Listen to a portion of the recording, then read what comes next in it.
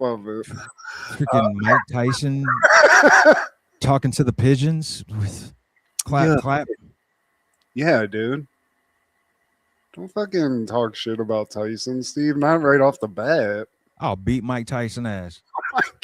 Mike, these are not my words. Man, he's 60. Oh wow, okay. I'll whoop. I'm Nice. just, Yeah, let's stop, Steve. yeah. I love you, Mike. You're the greatest boxing video game ever. And you're, in my opinion, the GOAT. I Yeah, don't care. Steve. That's confidence. That's a what a burger got into you, Steve. Got No, that it's power in you. it's that Willis. I've been drinking on that Willis. How is that? So that's working for you. You like Oh, I Billy's just Reserve? This is not. We're not paid for this. no, we should be, but I only made a small glass because the bottle it's not really it's not plentiful the amount that they're providing. So I take a little, I guess, like a whiskey glass amount, half of a whiskey glass amount, Is it? and It's good. it's you taste the THC. It's like a lemonade. You know what? It's like the margarita mixes that you drink, like those kind of Oh, deals. okay. It has that taste, but it's no alcohol, man. It's all, you know what I mean. And Federally legal. I saw that. I saw the website. I looked it up as soon as you showed it to me. So they might have them in your liquor stores. I was just told they have stuff like that here, but considering it's legal in Ohio, man, I'm like, I wouldn't be surprised. I'm gonna have to give me a little delivery of some Willie. Some Willie's Reserve, Uncle Willie. Yeah, man. And this is the 10%. There's a 5%, which I'm sure costs less, but this is something you sip. You know, All right. yeah, you sip it and you're good. But I'm more of a bazooka high kind of dude. I like to eat something that sets a bomb off. yeah, So As I can get, I chug the bottle? Am I okay with that if I do that? you can be feeling really good. You probably won't do shit and just sit there. Well, But let's see. you know something though, Matt? What, Steve? Lark Voorhees. Mm-hmm. Lisa. I would stop being a player for that. I'll tell you that, Steve. Lark Voorhees. Yes, ditto. Lark. Man, you had it together. What year was that, Steve? I don't like that look in your eye, though. I ain't looking at you. I'm looking at I know. Lark Voorhees. Through the ether. Lark Voorhees.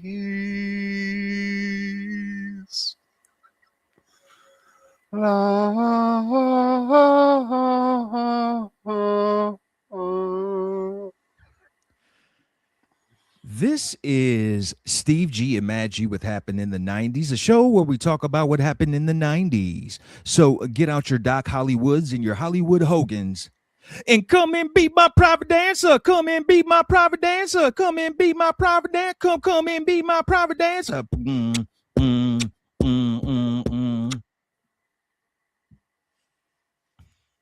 Is that the best strip club music ever made, Steve?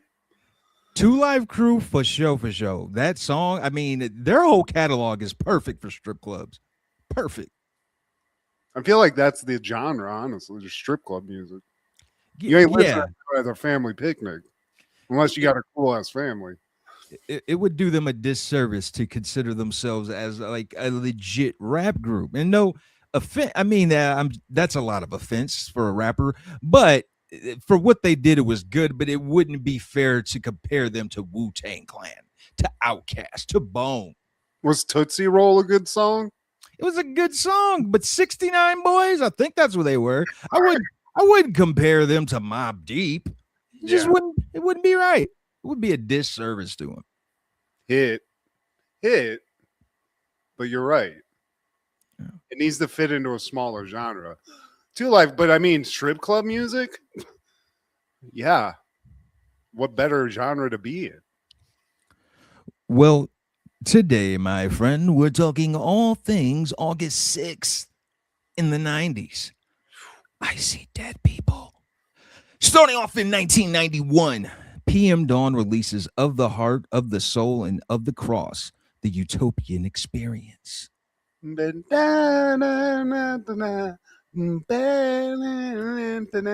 Dude, this Set adrift on memories. that ain't even the best song on the album, Steve. It's not. No, Oh, I'm telling you. What was the one that Paper Doll is good. It's a single, but there's another one, Steve, called Presence of Mirrors. man, look at you. That's the song. That one. Been jogging to it all weekend. Hey, PM Dawn, you have a friend who contributed a half of a penny to your streams. Yeah. Yeah. I mean, I'll buy the whole album, PM Dawn. I think you guys are doing all right, but I will say this: I One of won't buy them's it dead. for this one. Sorry, but the album art is the only thing I don't like about this album. It's kind of weird. They're like on a glacier. Well, I don't know. They're meditating on a glacier. I guess maybe it's good, but well, they're weird. Have you Google searched them?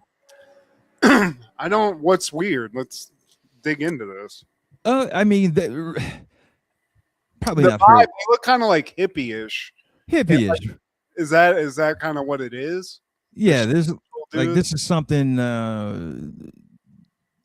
Lisa Bonet would listen to or some shit in the early 90s. I don't know.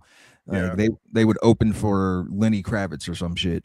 But yeah, the only thing I came for was the set adrift on memory.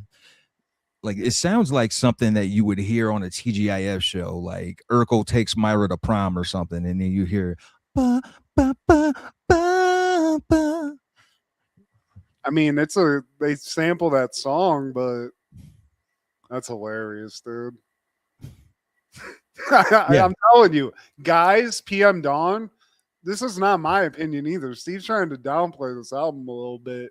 I'm telling you, burners on this, Steve. In the presence of mirrors is nasty. If And one you thing I will see- say, I'll just like this is my end statement. I listen to this and I hear a lot of things that remind me of like early NERD albums with Pharrell. Okay. So you know what? Maybe they contributed to that a little bit. So for that and for that song, PM Dawn, I salute you. Well, Paper Doll, that was actually written by Jill Scott Heron. So it's not 100% that like it is just like the set adrift on memory bliss. They kind of took something that was already tried and true and proven. But hey, PM Dawn, here's your day in the sun. Steve downplaying PM Dawn. I hope you see them and Mike Tyson the same day. Oh, And I'm just there. I'll beat all their asses. One of them's dead apparently, but rest in peace. Makes it easier. But in 1993, Perfect Strangers is airing season 8, episode 5, Up, Up, and Away. Marianne goes into labor early, leaving Jennifer overdue and miserably still pregnant. Desperate to find a way to force herself into labor, Jennifer drags Larry and Balky to the county fair in an attempt to force her baby to come. That didn't sound right. Yeah, that was, but still, that's accurate to somewhat. But no, two-parters, Steve. We're going to cover the last part because the first part, let's be honest, leading up to this. One, this whole thing, I hate it because it deals with something that I hate. Hot air balloons. They're dumb, Steve. They're very dumb. It's a dumb thing. It's 2026, people. Even back then, it was 1993. What are we doing, Harry Houdini? What the hell? You can't steer it. You can't do shit. You go up in the air and you just see what the fuck happens. It doesn't make a lot of sense to me. Hey, the Wright brothers once came up with this thing that where you don't have to do no shit like that. Yeah, they figured it out. Yeah. And the shit that they used to figure it out was more advanced than this shit. Yeah. You know what I'm saying? I don't get it. But anyway, we're back here. Larry's one thing that I love about this whole thing with like Larry and Balky having girlfriends is that everything's synced up at this point. See, we're at the end. Everything's synced up. Even these two chicks are knocked up at the same time. Yeah. That's crazy. They're in there fucking in this apartment just making me. This one night, Jennifer got a hold of that Douce. Yeah, dude.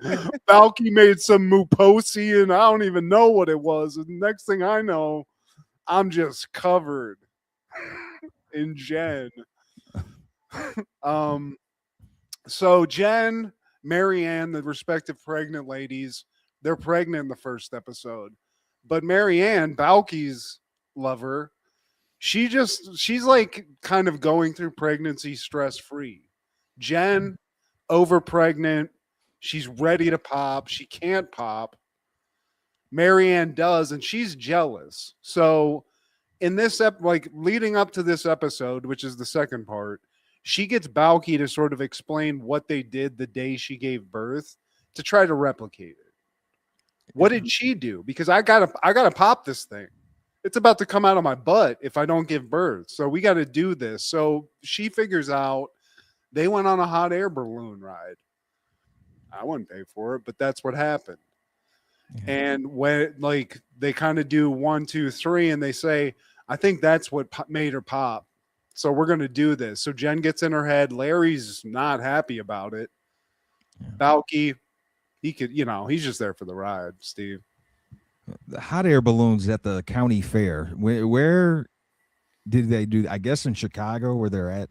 But yeah, now we're there in the air, and Jennifer, she's feeling nauseous. She's got a kid, and she's 100 feet in the air, hundreds of feet in the air. And Larry, he blames Balky. But Balky's like, look, think about it on the bright side. We're at one with the birds and the clouds and shit. Now, feel free, Larry. Feel free. Yeah, jump around. Here's the thing, Steve. If I'm in this situation, I am Larry for sure. And if Balky starts jumping around, he's getting knocked the fuck out. I can't stand it. I'd be like, dude, no. And your wife's pregnant and about to pop. That's not cool. But Balky's, he's just having a great time. Yeah. Not only is she pregnant, she's in labor. And it's something with Balky and tossing salad, because in this he says, "Well, toss my greens and call me Caesar." Caesar knew it, Steve. He's just trying to tell you without telling. Yeah, Marianne likes to toss a salad. We know that. We just talked about it. Jen, it worked. Her little scheme worked, but they're up in the air. Larry's he's getting there, Steve. He's about to toss Balky out, but he needs him because he's the only one that watched Howard the carny work this fucking thing. And am I mistaken that isn't there like a cord you pull or something to make the shit like? There's like some fire burning, like there's like something like a flame inside. Yeah. Like this is some second rate shit, Steve, because there ain't even that contraption. This is just like some kind of fucking balloon. Yeah. Regular. It's a regular a helium balloon for all we know. Yeah. What's next? We're going to try out this new rotary phone. What the hell? But Larry's telling Balky, man, shut the hell up before I throw your foreign ass off this. But he's like, man, no worries. I know how to give birth. I used to deliver goats before. And I helped them deliver birth to the little Joeys, to the kid. Well, no, not Joeys, to the kids. Yeah, I don't know. It might be Joe. Or no, that's a kangaroo. That's kangaroos. Yeah, that's a kangaroo. But he did it, Steve. He had a whole like some sort of bib to get the blood and all the baby guts off of him. He explains it. It's Meepos. It's commonplace stuff. But then they realize, oh crap, we're going up again. Which is a problem because they're already up. They got no control. Balky looks over the edge of the little basket and he notices that these sandbags that kind of like weigh this thing down. It's leaking, Steve. It's leaking like Jen in that basket. Yeah. And dude, I know it's a TV show, but they're taking things so nonchalantly. Like Balky's a new dad. He's on this hot air balloon cracking jokes. Just found out the sandbags got a leak.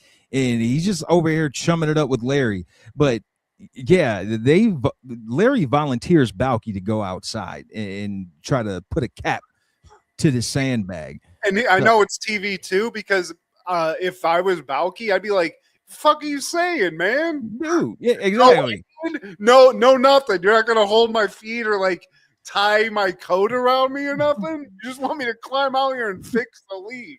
And we're not rock, paper, scissoring, man. And rock, paper, go fuck yourself. I'm not doing any of that shit. Yeah, dude. man. I already had a kid. Like, fuck you too. Exactly. Okay, fuck your kid. I need to live. This kid ain't even around yet.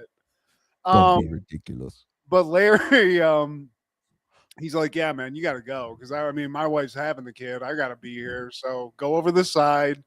Do what you got to do. And Balky complies, man. He just does it because he's a G, dude. He has no fear. That's how they hold it down in Meepos.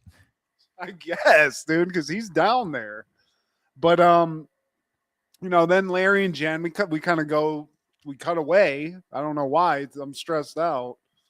Larry and Jen, they're working through the contraction, Steve. Because if it's not and one thing the stakes are a little higher. It's not just that they're like floating around in air and they don't know where they're going to land. With that bag leaking, they're going to go up so high, they either won't be able to breathe, or Balky explains that like maybe the balloon will just explode in some way and they'll just fall to their deaths. Yeah. Either way, that's terrible for an expectant mother. But, you know, they're working through it. Balky's working through it. Seems like he fixed the leak ingeniously with, I think, like just a hanky, Steve. He didn't even have to sew it or anything. With a hanky. But along the way, Balky slips, and now he's hanging upside down from the balloon. And he's taking that rather nonchalantly, but it's TV. But now he's handling as well. But Larry, he has to help. So he goes out on the edge of the balloon, and he falls out. Now he's holding on to Balky, or Balky's holding on to him by a hair. Like literally. And it looks hilarious, too.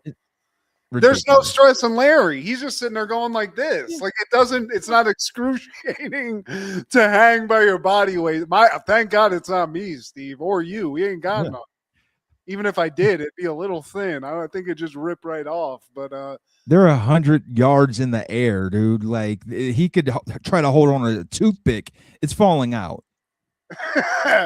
And then I mean, it just keeps getting worse because at some point, like Balky lets go, Larry grabs him. There's a whole bunch of just like movement, Steve, that shouldn't be happening. And it's going on for a long time, too, to be honest with you. It's ridiculous. And now it gets to a point where he's holding on Balky's hair. And then all of a sudden the helicopter show up. Now Larry, he climbs Balky back into the balloon, and I don't know how. Where he has shins and calves of steel. That Balky. Larry's both of these guys are like just ripped, Steve. Larry climbs him like Mount Kilimanjaro, and then grabs Balky's hand and just Schwarzenegger's him back onto the basket. Now, mind you, gravity's working against them, but. Yeah, but Larry does pull-ups in that house, Steve. Him and Balky do Meepos workouts. It's like jail shit. Yeah, for 7 years, man, they've been doing that. I forgot. And the guy in the helicopter, he's like, "Hey, smile! You're going to be on the evening news." Like, dude, get your ass over here. Yeah. Well, here's the thing: how does he save him in a helicopter, Steve? There's no way. And here's my problem with this whole episode: we don't see how they live through this. We don't. I wanted to at least see how they were rescued, but before we get to that, Balky and Larry are like hanging there for minutes, Steve. I can't hang with no stress for like 30 seconds. I'm in pain. These guys, they're Iron Men. But Jen, as they're hanging on, they're like kind of talking to Jen. Jen kind of goes incommunicado for a second. Then we hear a baby cry, Steve. Larry's a dad now. Yeah, because we're 2 months later. Yeah. And they bring the girls down, or the boys down. They both have sons. And while that's happening, Larry and Balky, they watched this recording of that episode of the news report like several times. You just can't get over it. Oh, that's how my boy was born. But it is pretty fucking baller, though. They have news footage of it. That's pretty baller, Steve. And he's like done like 8,000 pull-ups at that point too, so he's ripped. That's the best Larry's ever gonna look. That's fair. But where he messed up was he named his son Tucker. Hi, Tucker. I'm Todd. Hi, Todd. I'm Tucker. Fuck Tucker. Tucker sucks. What's Balky's kid's name? Some nuts. Kerosene. I don't know. Meepos. It's some meepos. But then, the ladies go to make dinner or whatever, and Larry and Balky are there to watch their sons. But instead of do that, we just watch like a 2-minute montage of just the hits. Yeah. All the hits. A lot of dancing in the show through the years. Man, he got to show him how he gets down in Meepos. But it's not a TGIF finale if you don't have montage. Damn it, we need some montage. I don't think did Family Matters give us montage? They gave us montage towards the end, but in the finale, I don't think they did. I don't think so. But it's a finale, so it's not like that cheesy. But it went a little long, Steve. If I'm being honest, it's like a nice solid 1.5-minute montage. Yeah, that's a scene at that point. Straight up, man, and it just gives you a reminder of where they were and where they are, man. And you run out of ideas over time. Like, we could only post this so much. Oh, like this, he has a weird way of saying things, how we say things in America. Okay, now he's married. Now, all right, let's give him a kid. Like, dude, let's end this in the summer. Hey, man, what's in the idea bucket? Oh, hanging off of a hot air balloon. Does that make sense? Make it work. This is it. We got to get rid of these guys. Stretch it. But then we cut back from the montage. That's not it. It doesn't end on a montage. We cut back to Balky and Larry. And you know what? Larry gives us an even more TGIF. Oh, yeah. Quote. If I had to do it all over again, Balky, I wouldn't change a thing. Wow, wow, wow, wow, wow, wow, wow, wow, wow. Sometimes Larry almost falls to his death. And they do a breaking of the third wall, if you will, where they have their final introductions to the stage audience, to the set audience. As you know, did you know Marianne was the love interest on Little Shop of Horrors? She was Seymour's girl. Rick Moranis. I've seen that movie a bunch, but I wouldn't place that, but that's cool. Yeah, so shout out to her. Marianne's hot, dude. Marianne in the show, hot. I'm more of a Jennifer person, but I mean, it's I'm an equal opportunity kind of guy. Steve, just giving Marianne some flowers over you. I feel that. And on that same day in 93, The Fugitive premieres. A respected Chicago surgeon unjustly accused of murdering his wife must find the real killer while being the target of a nationwide manhunt led by a seasoned U.S. Marshal. Directed by Andrew Davis, starring Harrison Ford, Tommy Lee Jones, Celia Ward, and Joe Pantoliano. Joey Pants. Joey Pants. Making the money in the 90s, man. Hand over fist. Cash, dude. I mean, I dig this movie. To be honest with you, I wrote this note. I saw this with we went like neighborhood group thing in Perrysburg right when I moved there, and we saw it like a drive-in. This movie actually freaked me out as a kid a little bit. I could see that. One-armed man. I was a little freaked out. He'd show up and murder my family. It's pretty intense. Tommy Lee Jones is a intimidating man, especially as a child. So there's that. Well, I feel like this movie maximized using, they figured out how to use Tommy Lee Jones in the way that he was used pretty much for the rest of his career. Yeah. This hard ass cop sheriff dude. Every townhouse, outhouse. That's a sweet spot. You know, some people have the corner three. Ray Allen, he's a corner three. This is Tommy Lee Jones corner three. He found his spot on the court. But here's my thing with Tommy Lee. He can play a crazy motherfucker too. Like Natural Born Killers or Two-Face in that Batman movie he was in. He's great at being an over-the-top guy as well. So it's funny he is that good of an actor, but man, he's a good just hard-ass old boy, which I think is basically what he is, to be honest. He's not acting. From Texas. Yeah, that's totally him. Him and the other guy from Larry Sanders show, Rip Torn. I feel like they're from that same bucket. Hell yeah. Texans. Hell yeah. Hell yeah. Shout out Rip Torn real quick. But yeah, and also just we got it all here. We got Harrison Ford. He's at his peak here in the '90s. He's that Oh, dude, yeah. and it's just a good thriller. And I mean, they made a sequel out of this, so I'm not mistaken. That U.S. Marshals movie. It was like Yeah. Tommy Lee Jones and I think it was Snipes. If I'm not Snipes, yeah.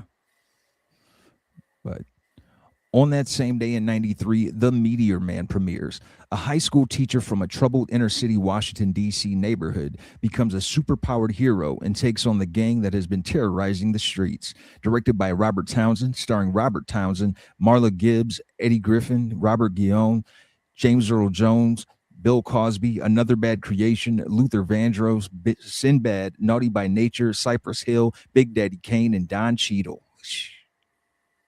Dude, I always wanted to be in the Golden Lord gang, Steve. The blonde hair. Dude, it's so well, like the swag of it's just top notch. It's like a whole gang of Snipes and Demolition Man. I'd beat their little ass.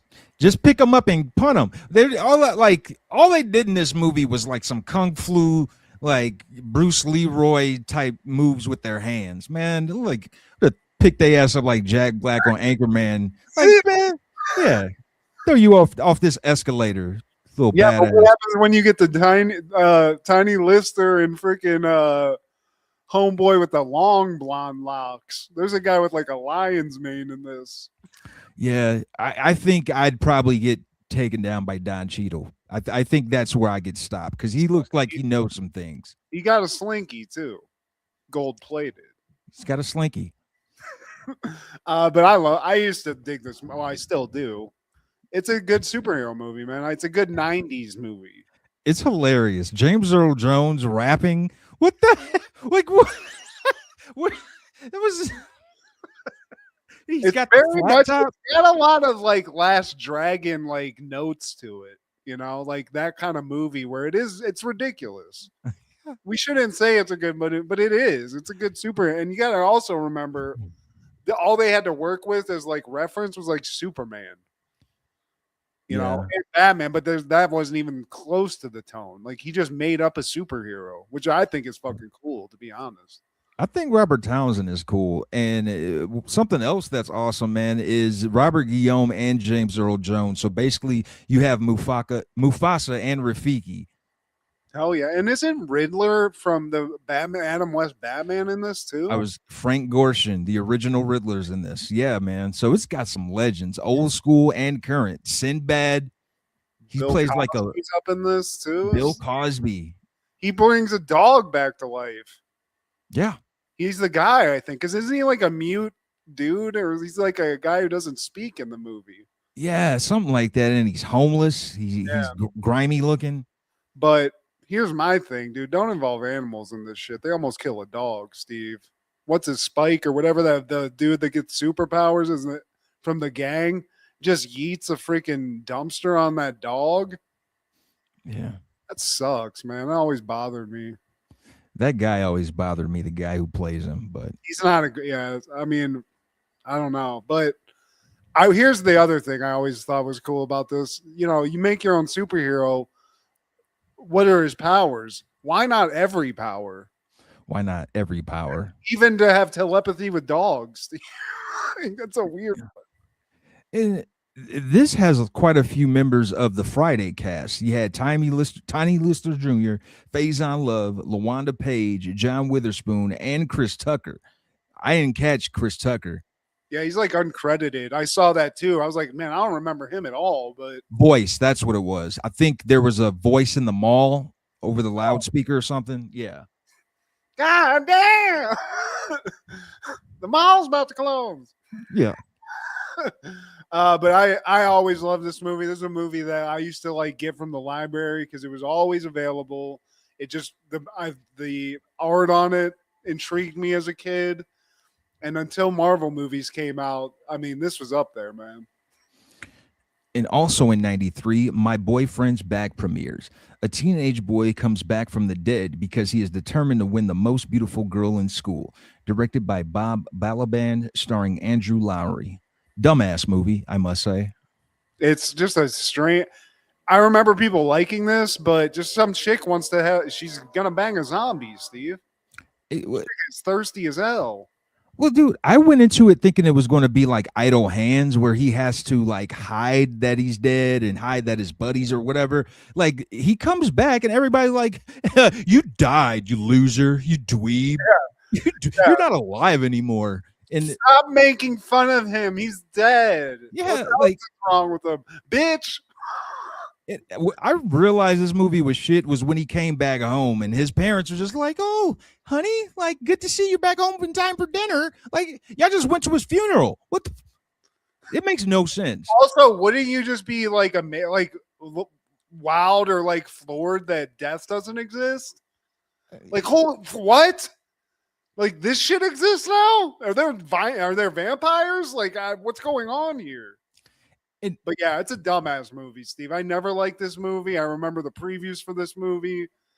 I like zombie movies, but if I'm gonna watch a funny zombie movie, I'll throw Shaun of the Dead in.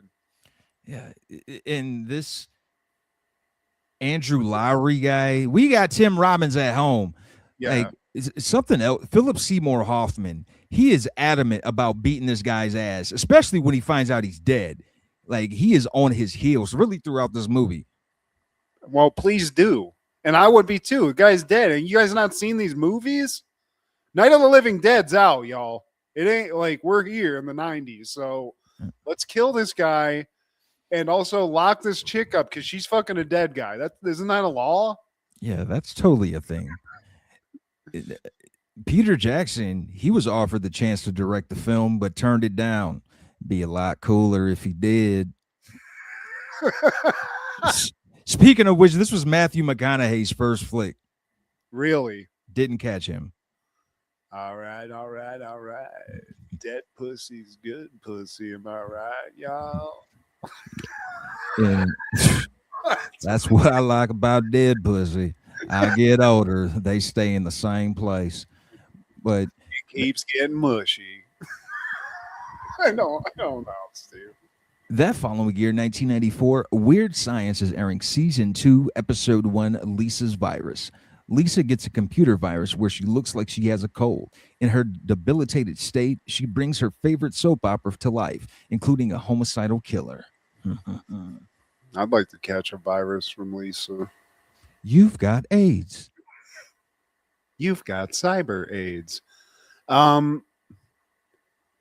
Yeah, another Weird Science episode, Steve, where it gets a little sexual. I feel like that's is there anything but this episode? Because this is just a rinse and repeat show at this point.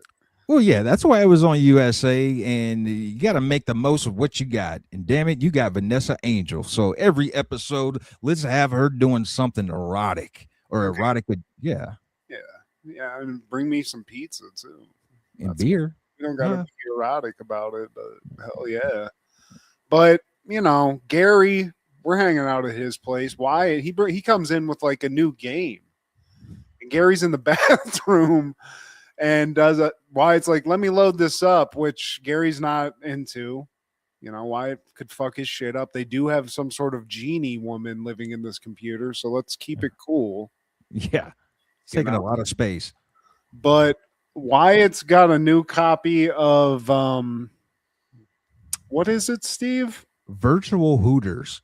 Virtual Hooters. I would have been give me a copy in school, Steve. I would have taken this home immediately. What a waste of money. What's the end goal? Like she shows her tits? Yeah, dude. And that's it. She's hot.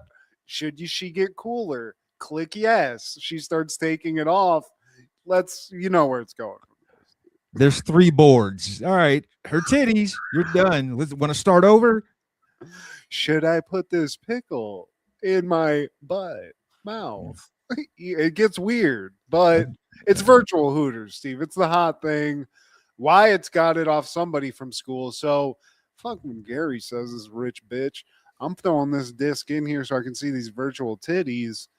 And he does just that. Loads the game on it. It looks pretty cool for a second, but then everything starts going to shit.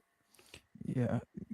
And if you want to see her shower, you got to press F2, but you need a joystick. So while he's looking for the joystick, the computer malfunctions, and Wyatt immediately comes in like, dude, it's a virus. Like, dude, I got to do something about this. So while he's looking for something to take the floppy disk out, Gary just rips it out. Yeah, I mean, this is a no-no for a nerd, Steve. You just committed some kind of crime here. But he got the disc out, but the little Jurassic Park error screen just keeps scrolling. That virus is going hard in their computer, Steve. And Lisa, she pops up, but she half appears. At first, you just hear her voice, and then when she comes in, like she's just like going back and forth to disappearing, reappearing, and she doesn't know their names. She doesn't even know her name. They realize she's got a virus. Computer love. So, what do you do in this situation? You got a virtual woman that you want to keep alive. You've infected her with some sort of gross porn game virus. Gary or Wyatt's like, look, man, just turn it off and on, which is my thing for any technological issue. Turn it off and on. It'll probably work right after that. Yeah, but it's like, dude, if you turn it off, man, she might get amnesia again. But now they realize that they must confront the guy who sold them that. Might be a bogus copy. So the person that sold it to him is Seth Green. Like, where wasn't he in the 90s? Ugh. Seth Green selling shoddy porn games. Sounds about right. Sounds about right. His name in this is Lubeck. And he swears, man, I didn't sell you nothing. You don't be saying I sold you a virus. I didn't know. I thought a dog's mouth was cleaner than a human's mouth. Wait, what? Wait, dude, we're talking about you crashed my system. We need the original. Oh, tip snacks. I don't have it. Principal Scampy has the original. Confiscated discs, Steve. So cut back to Gary's, and Lisa is getting way into some like soap opera that's on TV. One Life to Love. One Life to Love. Brooke, Michael. There's a whole lot of drama going on, and she's into it. She's sick. It just makes sense to her. And the guy, I just got to say, Michael, the guy who plays Michael, looks, or not Michael, Damien. Yeah. Is that the guy from Teen Wolf? I think it is. Because I noticed that face. I couldn't put a name to it, but it's like I've seen him in something. I think he's that guy from Teen Wolf that made him buy the beer. But yeah, so she's into it. Chet comes home. He's, it's Chet. He's kind of in a mood. But then she comes out and she's all like messed up. She thinks he's a guy in the soap opera, and she's also a girl from the soap opera. She thinks she's in love with Chet, Steve, aka Michael. Yeah. And she is Brooke. Brooke, we must get out of here. Damien will kill you if he sees me alive. But Chet is stuck. Like, hold up. Wait. I don't know what's going on. She makes out with dudes like, shit, I ain't got to know what's going on. Yeah, how long you staying? Ooh, yeah. Damien, I don't care. Go upstairs, hide. Shit. Naked.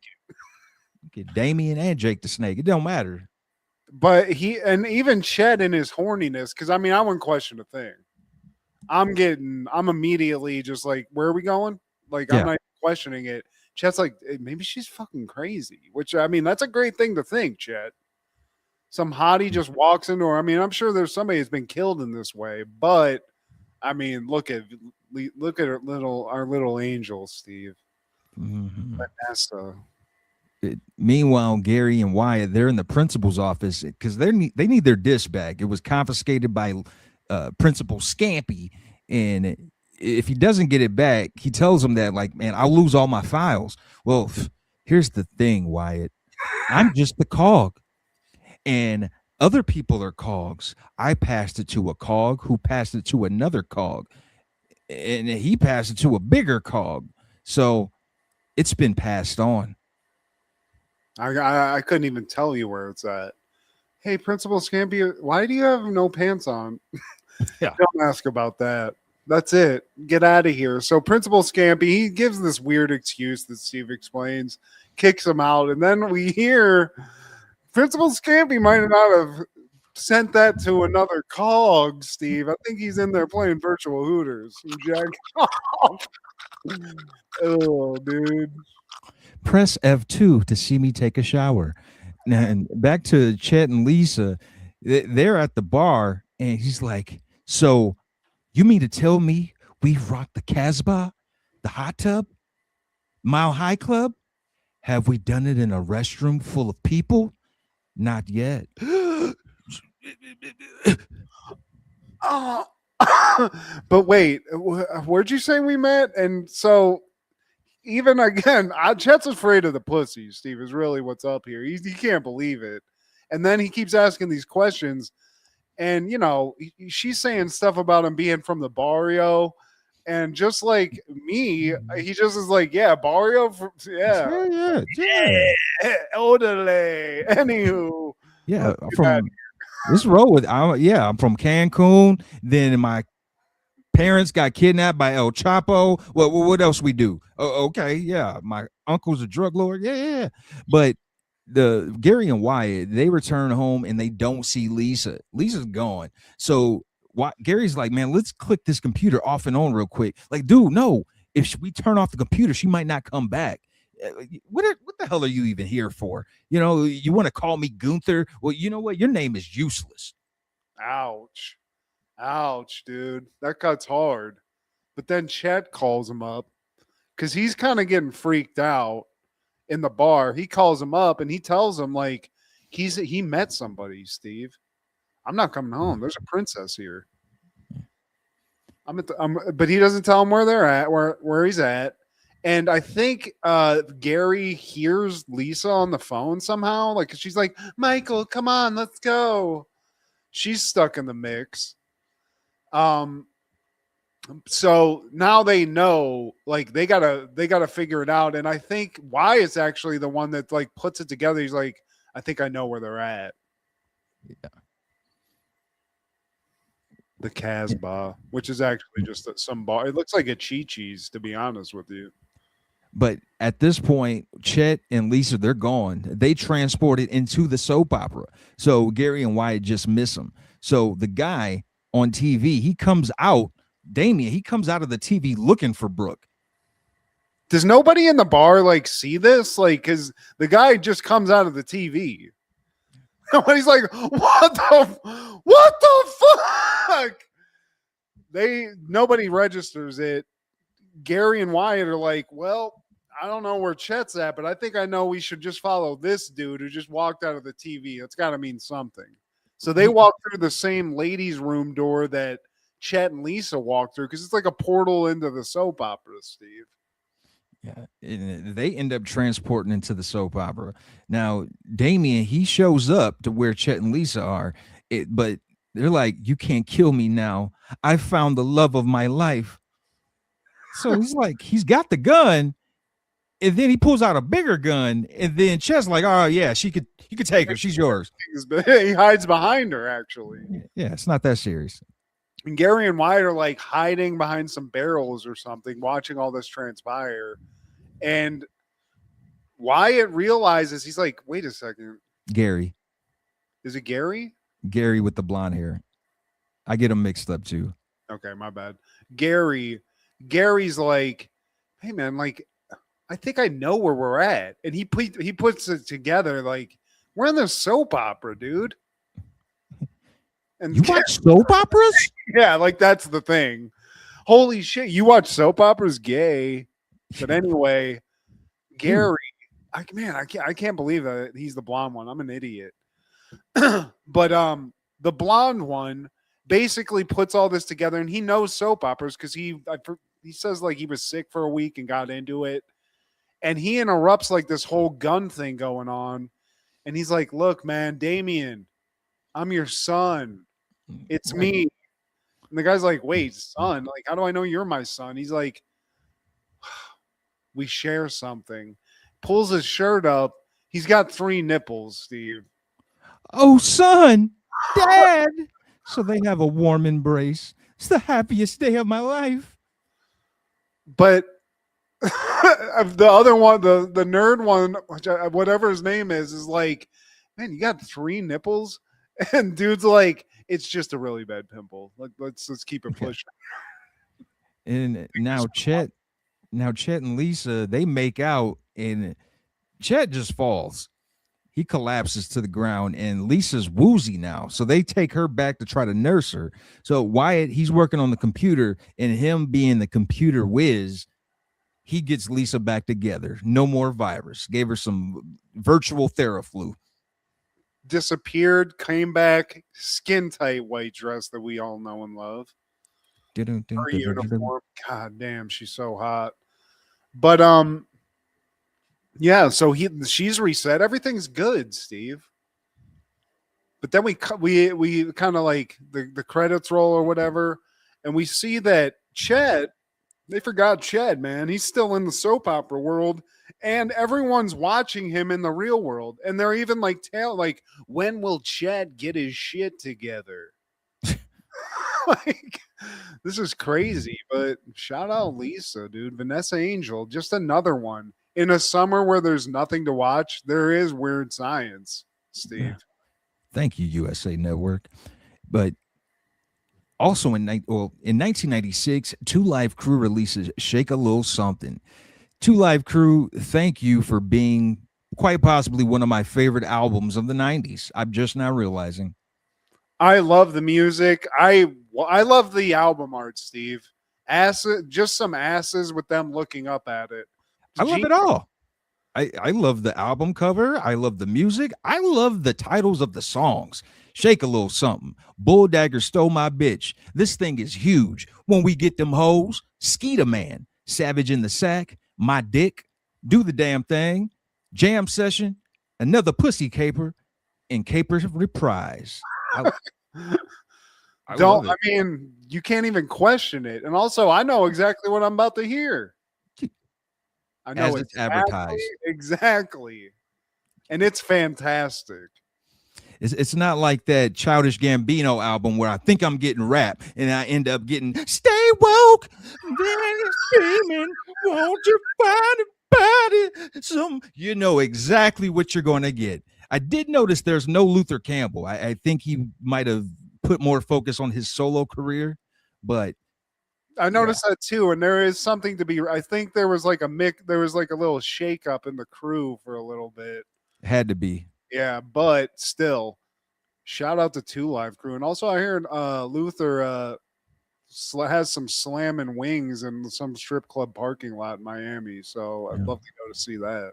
Yeah, too bad I'll never go to Florida voluntarily. But in 1997, Def Jam's How to Be a Player premieres. A playboy gets the tables turned on him when a party is arranged with all of the women he has been two-timing are in attendance. Directed by Lionel C. Martin, starring Bill Bellamy, Natalie Desselle, Bernie Mac, Pierre, A.J. Johnson, J. Anthony Brown, Max Julian, Jermaine Hopkins, and Gilbert Gottfried. I'm gonna kill you. I'm gonna kill you. Some bitch. Why the hell y'all listening to this damn music, dude? Bernie Mac's great, and it also stars the Mac, Steve, Max Julian. Max Julian, man. I love that they threw him in there. I didn't even really understand that when I saw this as a teenager, but I mean, shout out to all the hotties in this. It's just Bill Bellamy slamming some hot ass. Some of the finest women, man. Like Lark Voorhees. Like this, there's a reason why I had to profess my love for Lark Voorhees on Crushgasm. And shout out to Crushgasm. It has returned. Yes. And dude, I mean, I'm right there with you, dude. I get it. But then there's like other ones that are just like throwaway. I think even Famke Janssen is in this. Famke Janssen. Gray. Yeah. Crazy, dude. But I like that his boys are just around just to go like from places to wait for him to stop fucking another chick. Dude, don't take me on your sexcapades if I'm not getting them too. I don't care about your cocktails. I like the one guy who just gets almost killed. The one friend, it's kind of light skinned dude, almost gets Pierre. Killed. Yeah. Who's a hilarious comedian. What else was he in? He was in like a lot of like these kinds of movies, like you know, he might have been in a Master P movie or something like that. Yeah, that sounds about right. He's in I Got the Hookup, probably. But he's a hilarious comedian, man. And AJ Johnson, speaking of hilarious comedians, and RIP, like he's one of the homeboys, and Jermaine Hopkins from Wayans Brothers, from Juice, Lean on Me. Like, Oh yeah. he's kind of a legend in the Chitlin circuit way. Well, I dug this movie when I was a kid. I mean, it is what it is. It's not like you blow your socks off, but I think it's funny. And when you Yeah. get like the Bernie Mac in it and stuff, it's Mhm. hilarious, dude. And he's married to Beverly Johnson, I think, Miss Trinidad from that Martin episode. Mm, mm. Ground Not shaking. even the bitchy sister could get it, Steve. I don't even care. She Natalie could, Desselle. yeah, I'll throw one at that. Oh yeah, shout out to Natalie Desselle. R.I.P. to her too. But What? Oh my god! yeah, I'm yeah, it's sorry, unfortunate, man. But Jeez. hey, you're showing her love though. But in 1999, The Iron Giant premieres. A young boy befriends a giant robot from outer space that a paranoid government agent wants to destroy. Directed by Brad Bird, starring Jennifer Aniston, Harry Connick Jr., Vin Diesel, James Gammon, Cloris Leachman, John Mahoney, Eli Marinthal, Emmett Walsh, and Christopher McDonald. Shooter? Shooter. You want to go to Red Lobster, Shooter? Whoa. I love this movie, man. This is like animation style that's gone. It's not all big-eyed humans, cute humans, and shiny shit. Like this is real animation, Steve. Voiced by Dwayne Johnson. Yeah, it is weird. Of course, Vin Diesel's the Iron Giant's voice. Yeah. Iron Giant from a 4'7" guy. Yeah, just take a shit and we're gonna record the sounds you make, and we'll figure it out after that. There's only 53 lines from the Giant. I read that on MDubs. Yeah, I mean, it's very, he's learning to be like he's learning in this movie. Yeah. This kid finds him. He's basically got the mind of a child, but he's a giant monster. And this kid befriends him, and then they just, he has to protect. It's kind of like E.T. a little bit, but the thing's a fucking giant. It's kind of like E.T., and it's also kind of like Big Hero 6, which is my shit. I would rather watch that before I watch Giant Robot again. I've never seen it. So Big Hero 6 is good. I've never seen that movie. Big Hero 6, man, get ready because the heartstrings will get tugged, dude. It's like watching Up. I know you've seen Up. Yeah. Yep. Yeah, it's like that, man. Okay. All right. Well, I'm in for it. But I dig this movie. And again, I like the quality of the animation is top notch. Whether or not Vin Diesel's the voice behind it. Like that's a bonus, dude. That's a cherry on top. And also in 99, Mystery Men premieres. A group of inept amateur superheroes must try to save the day when a supervillain threatens to destroy a major superhero and the city. Directed by Kinka Usher, starring Hank Azaria, Claire Forlani, Janine Garofalo, Eddie Izzard, Greg Kinnear, William H. Macy, Kel Mitchell, Lena Olin, Paul Rubens, Jeffrey Rush, Ben Stiller, Wes Studi, and Tom Waits. I love this movie when I was a kid. I watched it. It's a little boring. I don't know. There's something it's not like a fantastic movie to me, especially with all the talent in it. But I don't think superhero movies were as prevalent even in 99 as they are now. Yeah. But I think there's a funny like spoof take on it where like these superheroes like Ben Stiller's character is just a guy who gets pissed the fuck off. It's a fun movie, man. Considering I'm a fan of each of these people, man, from Ben Stiller, Janine Garofalo, Kel Mitchell got some shine. You got William H. Look, you got Little Bill. Got Little Bill in the building. My wife's got an ass in her cock. Oh, go away, Little Bill. Are you trying to fuck with me, Kurt? But you're right. And it's like these are loser superheroes, and that's kind of the joke. But it's like the Avengers is like comedy here. There's a lot of fucking fun people in this movie. The ugly villain, Jeffrey Rush, because he had makeup on, I totally thought it was James Wood. They have the same grotesque. They kind of do have like the same kind of features. You're right. You could definitely fuck that up. You know what I mean? And the makeup just masked that. And I was like, oh, yeah, that's James Wood. Come to find out, he had nothing to do with this movie. He's a bigger villain in real life. That's true. That's true. That is funny. Now that you bring that up, I can't really unsee it. Yeah. You can really fuck that up. That's funny. But yeah, man, shout out to all these guys. In 1999, also in 1999, The Sixth Sense premieres. After being shot by a resentful former patient whom he failed to help, a Philadelphia child psychologist seeks redemption by treating a young boy with a disturbing secret. Directed by M. Night Shyamalan, starring Bruce Willis, Toni Collette, Olivia Williams, and Haley Joel Osment. And Donnie Donnie. Wahlberg. He's in it. Unrecognizable. It took me years to find out that was Donnie Wahlberg. I didn't catch it. That kid from New Kids on the Block? That's nuts. That's probably his best acting job of all time. Was he the dead guy? He was the guy, like the patient that kills himself. Wow. Oh, wow. He's unrecognizable. He like lost a bunch of weight. He actually did like the acting thing. And it's funny because it's not even for a part that's throughout the whole movie. It's like this crazy thing that happens, but then where you like follow Bruce Willis and this kid and stuff. See, that's why there's a lot of reasons why Donnie was always my favorite. He not only is he the bad boy, but man, he's multi-talented, multifaceted. Like what can't Donnie do? He can build a burger franchise with his bro. He can fuck the chick. Sing, Steve. He can fuck the chick. Was it Jenny McCarthy? He could dance and sing. But shout out to Donnie. Also, he was in Band of Brothers and fucking killed it. He was an awesome character in Band of Brothers. He played a hero. I fucks with the Donnie Wahlberg. He's arguably the best Wahlberg, Steve. And I'll stand on business on that. He didn't punch an Asian man and blind him. Steve? You know? That's all I got. My case dismissed. I'll call it right now. But back to Sixth Sense. It's not all Donnie Wahlberg. Man, M. Night Shyamalan, like this was his first movie, or at least first like mainstream movie. Man, he was the shit after that. Like everybody wanted a piece of that dude after this movie, because this was one of those movies where everybody got tricked. Everybody, when they walked out of it the first time, mind blown. Swerve. Yeah.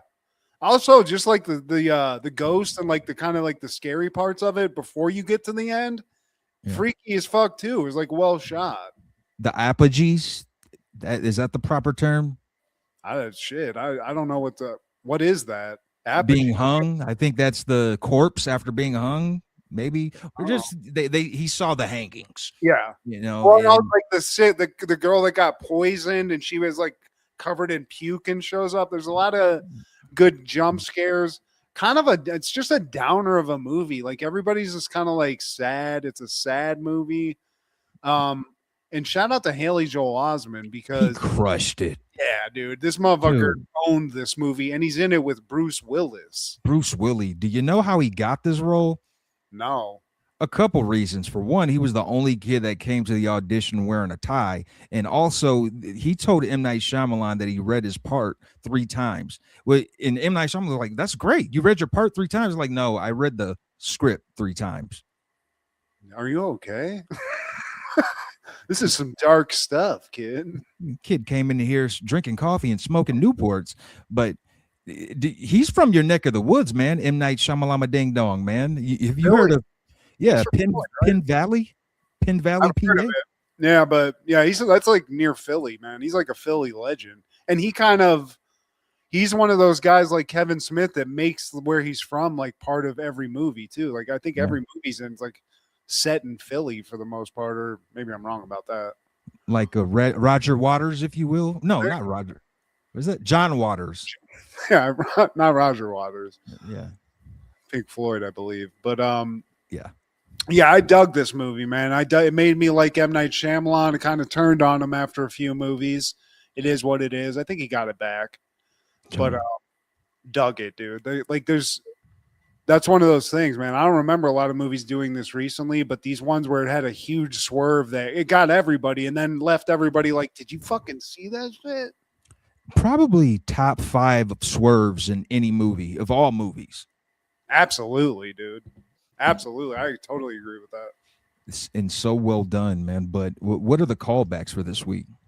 This is going to be weird, Steve, but I think we've tiptoed around this. And just bringing it back to weird science a little bit. How long does it take? You get Lisa, right? You figure it out. We figure it out together. We make Lisa, right? I don't know how it happened, but we did. We got a gateway. We threw some fucking shit in it. Lisa shows up. How long does it take before we're fucking? Because I'm sitting here, why are they lollygagging and why are we joking around that that's not like the main thing happening here? Bitch, I made you. Yeah. And that might seem unethical, but all I'm saying is, Steve, that's the question I'm asking. We load her up. That night, right? We're going to have to fight for who's keeping the computer. Because, unfortunately, wherever it gets made, like she shows up, like you're going to have to fight to get that away because somebody's going to want to take that someplace else. You don't want somebody banging Lisa in your room. They wouldn't know. They would are you talking about if it was like on some Larry Balky shit? Yeah, we're roomies. I come home, I'm like, where the fuck is Steve at? And then I realize you're banging Lisa. Well, of course I'm banging Lisa, bro. Like we get our turns. She's not yours. It's just your turn, bro. But I love her. Then there's a whole murder-suicide thing. It's a whole thing, Steve. I just wanted to air that out and make sure we're on the same page because Gary and Wyatt are sitting here just being gentlemen. I'm thinking to myself, I mean, it only took me a few days to find Cum Fiesta in the 90s. Like, if I get Lisa, there's going to be a Cum Fiesta. And that's just that. Fiesta, Fiesta. Fiesta, Fiesta. Fiesta. Lisa. Yeah. I'd like to make Lisa the turtle. That's what I'd like to make. Well, we probably would have, to be honest with you, because it's partly your taste. We throw Lisa in the scanner. I like this, Steve. I'm getting where were we? But yeah, that's it, Steve. I just wanted to bring up that weirdness. How about you? Well, 2 takeaways. I gotta give propers to Matthew's beard. It's just very lumberjackish, and it's just Hall of Fame. Like you just saw the last episode, people. The man, baby butt, smooth skin. Now look at this coarse work of art. Look, I'm gonna give my man some time to just. What the fuck was that? just grovel, man. But I appreciate it, Steve. Thank you. And my beard thanks you. And my other takeaway is Lark Voorhees.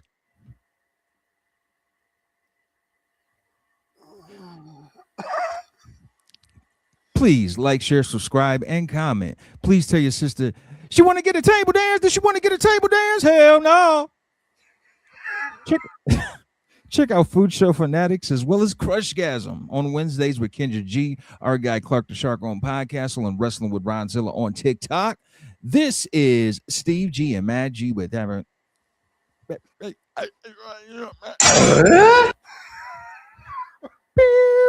I don't think so, Tim.